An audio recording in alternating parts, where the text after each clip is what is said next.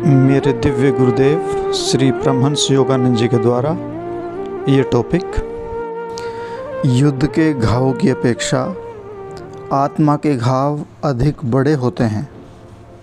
यह प्रवचन परमहंस योगानंद जी के द्वारा।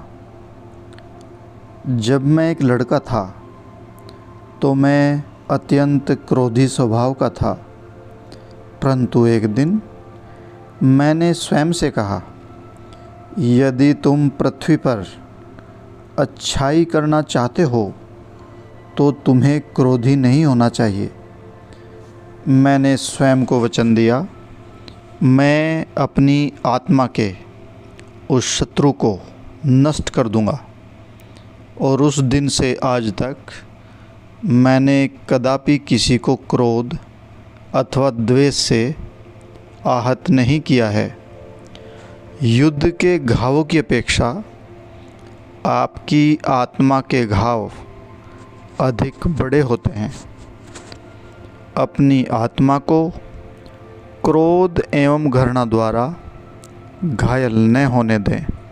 यद्यपि इस युद्ध में लोगों को अपंग हुए और मरे देखना भयानक है, यह सांत्वना है कि एक और वे जानते हैं कि वे अमर आत्माएं हैं, केवल उनके शरीरों को चोट लगी है। शरीर के घाव चिन्ह शरीर के साथ नष्ट हो जाते हैं, परंतु आध्यात्मिक युद्ध क्षेत्र में आत्मा पर लगे घाव भयानक होते हैं। वे अपनी यंत्रणा में अधिक घातक होते हैं।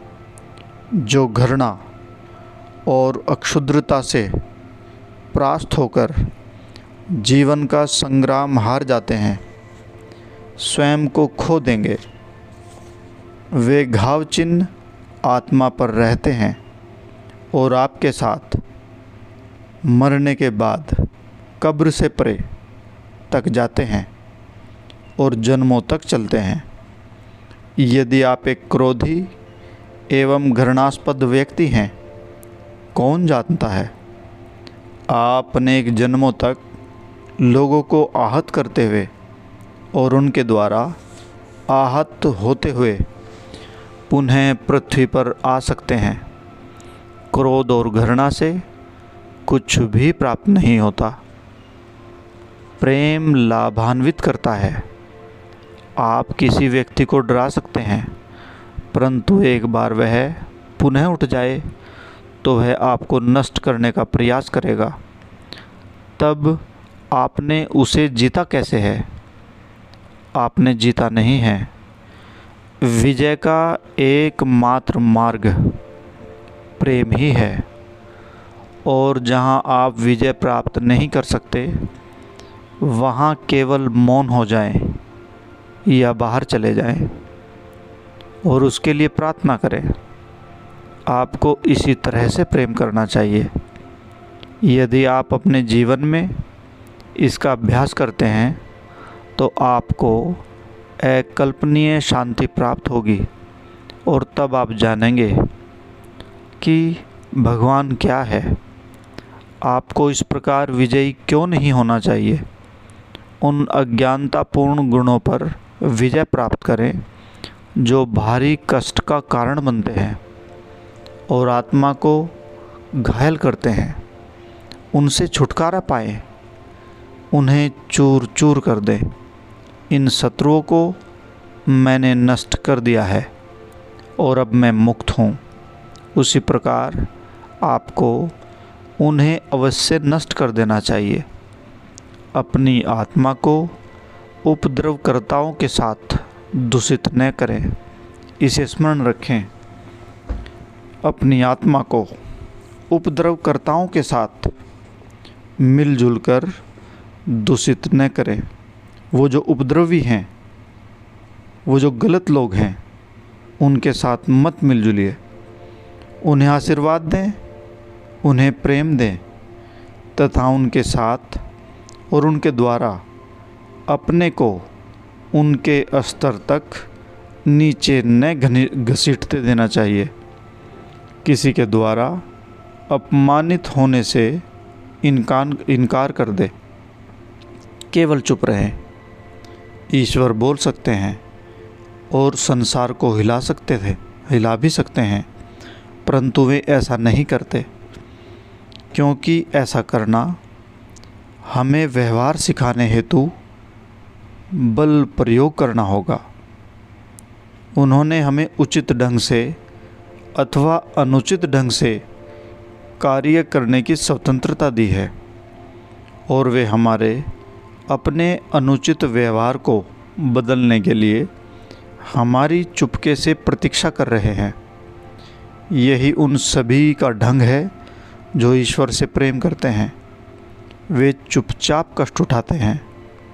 यदि कोई उन्हें कष्ट देता है तो वे कहते हैं, ठीक है, यदि तुम्हें मुझे कष्ट देने में प्रसन्नता का अनुभव होता है तो जारी रखो। यह एक अद्भुत आदर्श है। मुझे अपने जीवन में कदापि ऐसा आनंद नहीं मिला जैसा इस दर्शन के माध्यम से मिला है। इसी प्रकार जब भी आपको ठेस लगे, आप चुप रहें तथा भीतर घृणा या क्रोध अनुभव न करें। यदि कोई आपसे अपमानजनक भाषा में बात करता है तो शांत रहें और यह कहे, मुझे खेद है यदि मैंने आपको अपमानित करने के लिए कुछ किया है, और फिर मौन रहें। तब वह व्यक्ति क्या कर सकता है? मैंने इन बातों का अपने जीवन में अभ्यास किया है। कोई मुझसे झगड़ा नहीं करवा सकता। यदि वह मुझे थप्पड़ मारता है तो भी नहीं। मैं अपने घुटनों पर बैठ जाऊंगा और क्षमा याचना करूंगा। यदि आप नहीं लड़ना चाहते तो ऐसा व्यक्ति आपसे कैसे लड़ सकता है? जो ईश्वर में विश्वास करता है, जब उसे कोई क्रोधित करने का प्रयत्न कर रहा हो तो उसको बदला नहीं लेना चाहिए। बहुत संतों का ये उदाहरण है कि हम यहाँ एक दूसरे को प्रेम करने के लिए हैं। हमें कदापि बदले की भावना नहीं रखनी चाहिए। यही भक्ति का मार्ग है। आपको अनुमान नहीं है कि ऐसे आत्मनियंत्रण और प्रेम द्वारा कितनी शक्ति प्राप्त होती है। बस आप भयभीत रहते हैं कि कोई आपका नुकसान कर देगा, कोई आपको मार देगा अगर आपने अपना बचाव नहीं किया। अपना बचाव करें। आपको परमात्मा ने बुद्धि दी है। आप अपना बचाव करें, पर किसी से घृणा न करें।